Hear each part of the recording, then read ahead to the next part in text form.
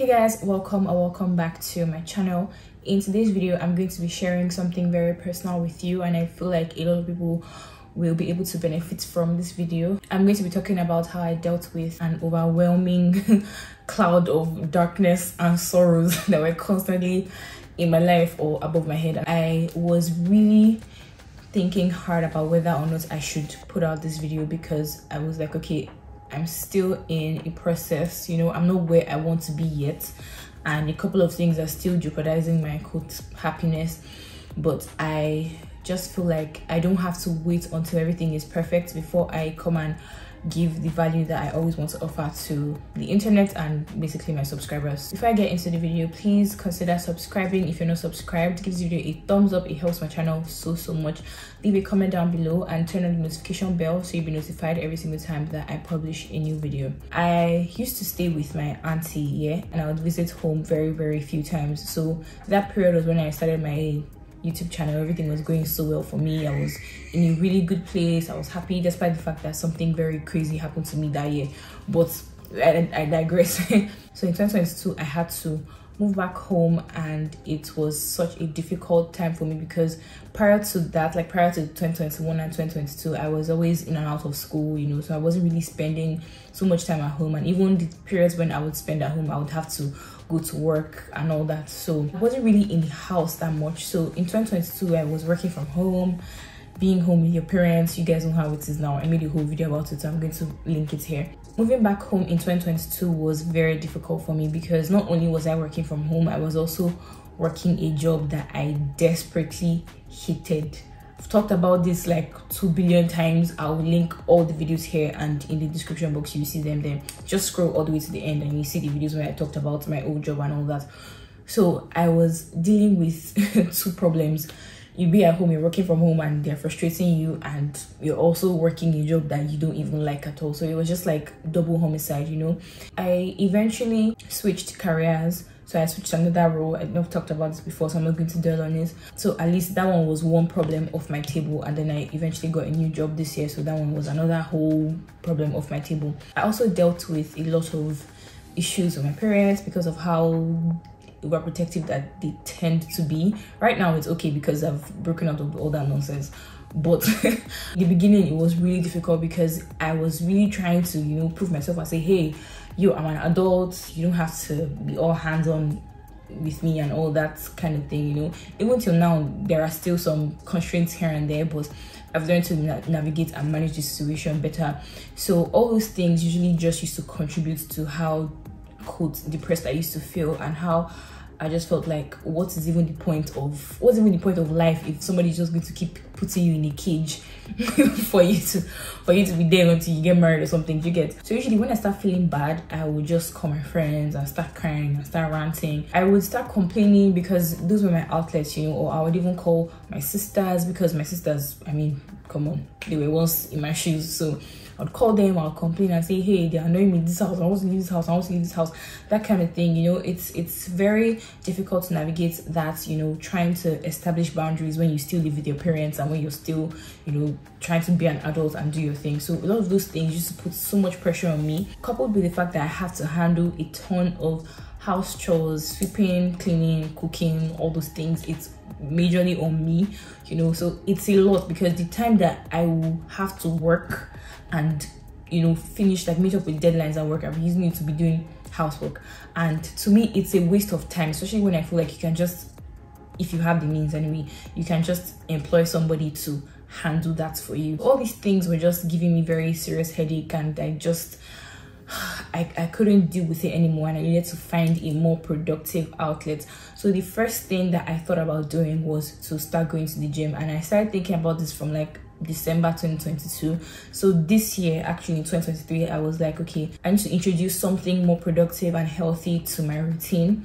And so far so good. I've been doing that for 6 months and counting. So I started going to the gym in January 2023, and this is one thing that has really helped me. I found out that physical activity often helps whenever you feel like you're in a depressed state, because it just helps you to get your mind off of how you're feeling. It helps you to release stress. On the days when I feel very down and heavy from whatever is going on with me, I would tell my trainer that he should give me the heaviest and the hardest workouts, you know, because I just need to use that as an outlet to let off steam, you know. And so far so good. It has been helping me, not only because I go there to let off steam and lift weights and all that, but it helps me to build a healthy body. And you know how people say a healthy body is a healthy mind?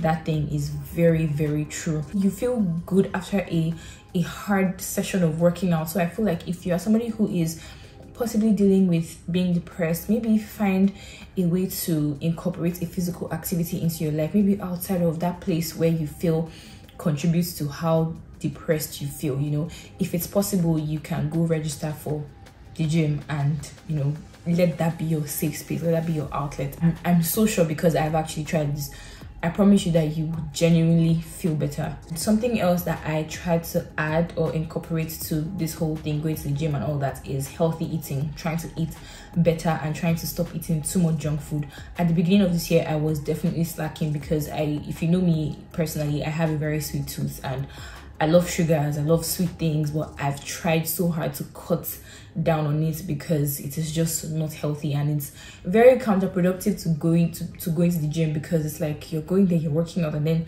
when you're done, you're going to go and swallow so much calories, and calories not even the healthy ones, you know, it's the unhealthy ones. So it's just like, no, I stopped taking carbonated drinks, and even if I do, maybe once in a very, very long while. So I complemented going to the gym with eating healthy, and that has really, really helped me. Another thing that I found to be really helpful is to go out, as in sometimes just leave your house, you know, just leave your house. When I have people inviting me to chill with them and all these things, I genuinely go, because I always feel like, okay, this is a way to let off steam, and I stopped being scared of, oh my god, I'm coming back by this time in the night, because in my head I'm like, I'm an adult. I'm not encouraging anybody to be disrespectful or anything, but I feel like there are some times that you need to take matters into your own hands, especially if you are a child or a person who is very diligent, very hardworking, very reliant. Okay, you do everything that you're supposed to do, especially somebody like me that doesn't really go out that much. I'm always indoors because, first of all, I'm an introvert. So I actually started just honoring invitations. If somebody says, okay, let's go and do this, let's go and do that, I'll actually go. Even if I have to go there by myself, I'll go there and do it by myself. I just started doing things that would make me feel like I'm in control of my life. And I know it sounds very minute, it sounds very minuscule in the grand scheme of things, but practicing these things over time, it really does help open your mind to the fact that, hey, I'm an adult and I do have some kind of control over my life. Another thing I started doing was to find coping mechanisms, and this particular one that I do is YouTube. Okay, I'm always on YouTube 24/7. I love watching videos on YouTube that are very informative and educative. And it doesn't mean that you have to do the exact thing that I'm doing. I'm just telling you what personally makes me happy and what entertains me. So if you are somebody that is entertained by, let's say, makeup videos or clothing haul videos, you could channel however you're feeling into those outlets and let it be your coping mechanism. If it's that maybe you want to start doing something creative, it doesn't necessarily have to be something that will bring you money, you know, something just to express yourself, you know. Even if it is writing, you can tap into that. So I just started looking for coping mechanisms apart from always calling my friends or calling my sisters and venting to them and all that, and it actually really, really helped. Another thing that I would advise, if you are somebody who is struggling with depression, maybe you live with your parents and things like that, I'm just speaking generally because I don't know each person's situation, you know.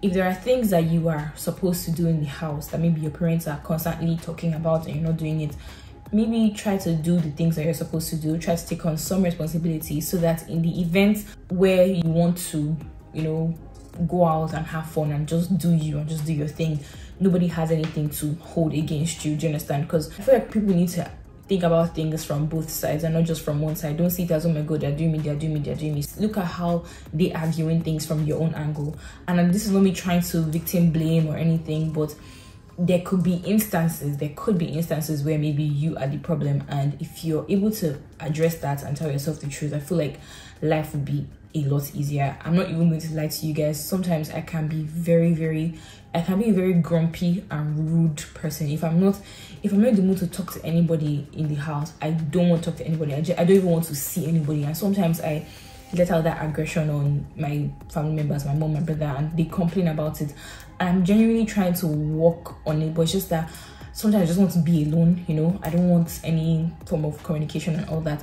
It's a flaw of mine. I'm trying to tell you, I'm using this as an example to say that sometimes you could be the problem in some instances, okay? If you're able to do an introspection and look at the areas where you may be falling short, maybe that could help. And if you're able to pull yourself up, it could also reduce whichever sad or depressive states you're in. My last point, but not the least, would be to engage in activities that actually benefit you. Doesn't necessarily just have to be going to the gym. Me now, the things that I do would be during my free time, the courses that I take for my career growth and development and all that. That's one thing that I actively do because it's for my own growth and development. So by the time I think about where I want to be, the things I want to achieve, the places I want to be at, by the time I start thinking of my life in the grand scheme of things, yeah, I usually don't even remember that, okay, sometimes I may feel very, very down, you know, sometimes I may get depressed and all that. I don't think about it because in that moment, I'm trying to do something that is beneficial to me. If you engage in activities that benefit you, it doesn't always have to be physical. It could be some kind of mental activity, you know. You can actually start to heal from there, and I'm actually talking from a place of experience. So this is not me coming here to babble and be saying things that people want to hear. I know exactly what I'm saying. If you can do that, then that is a step towards a very good direction and progress. That's basically it for this video. I hope that it was helpful. I hope that you guys were able to learn a thing or two, even if you're not in this particular position. Maybe you know somebody who is and you don't know how to help them. This is a way you can help them. And let me just even say that these things are not cast on stone. I know that there are levels to this thing, okay? People deal with all sorts of things, but I feel like at some point you may just have to pull yourself up and try not to complain so much. This is not me trying to say that your complaints or your problems are not valid, but instead of wallowing so much in a problem, because the essence of you complaining about a problem is that you don't want that problem to be there.